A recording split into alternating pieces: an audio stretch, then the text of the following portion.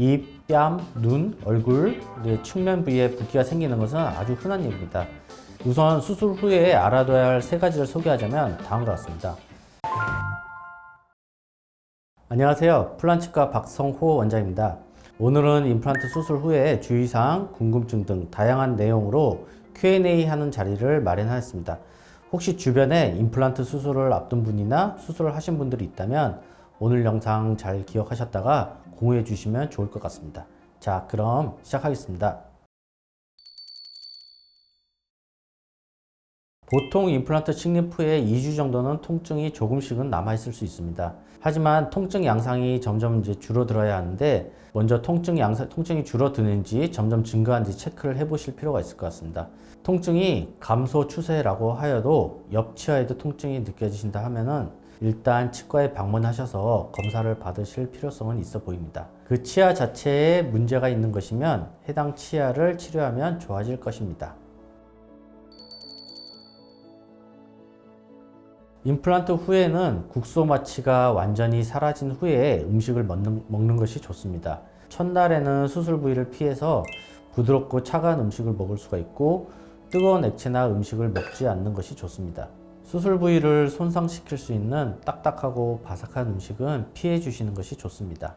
점차 고형 음식으로 바꿔가면서 가능한 빨리 일상 식단으로 돌아오는 것이 바람직합니다.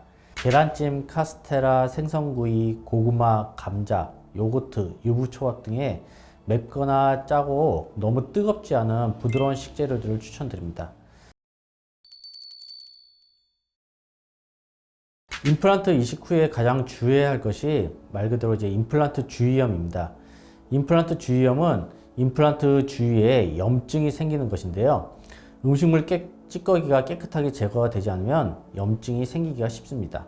잠잘 때 이를 가는 버릇이 있다면 임플란트 나사가 풀리면서 인공치아가 흔들리고 그 사이에 음식물이 들어가서 염증이 생기기도 하죠. 우선 수술 후에 알아둬야 할 세 가지를 소개하자면 다음과 같습니다. 첫째, 칫솔질은 기본이고 치간 칫솔, 치실, 워터픽 등을 이용해서 구강 위생 관리를 철저히 해야 합니다. 둘째, 질긴 오징어, 쥐포 등의 딱딱하고 질긴 음식은 피하는 것이 좋습니다. 세 번째, 수면 중에 이를 갈거나 일상생활에서 이를 무는 습관, 혀로 치아를 밀어내는 습관은 고쳐야 합니다. 아무런 증상이 없더라도 임플란트 후에는 1년에 한두 번 치과에 정기적으로 방문하여 유지관리를 철저히 할 것을 권해드립니다. 임플란트 후에 음식물이 끼는 것은 많이들 겪으시는 일입니다. 임플란트의 경우에는 자연 치아와 구조가 다르기 때문에 치아 사이에 공간이 생겨서 생기는 일인데요. 자연 치아는 치아의 뿌리와 치아의 머리 부분이 이렇게 일관된 형태로 자연스럽게 올라옵니다. 하지만 임플란트는 픽처 부분은 얇고 치아의 머리 부분은 두껍기 때문에 이 각각이 생기는 크기의 변화로 인해서 치아 사이의 공간이 크게 형성이 됩니다. 그래서 따라서 음식물이 자연 치아보다 좀 더 많이 낄 수 있고요. 따라서 사후 관리가 더욱 중요합니다. 치실 및 치간 칫솔 사용을 권장드리면서 치실로 우선 큰 이물질을 제거하고 치간 칫솔로 마무리하시면 효과적으로 양치를 하실 수가 있습니다. 그럼에도 불구하고 많이 불편하시면 치과에 가셔서 충분히 상담을 받으시기를 바랍니다.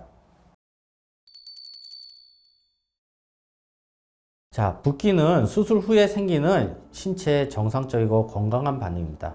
대부분의 외과적 시술 후에 일어날 수 있으며 일반적으로 시행되는 수술 범위에 따라서 달라집니다.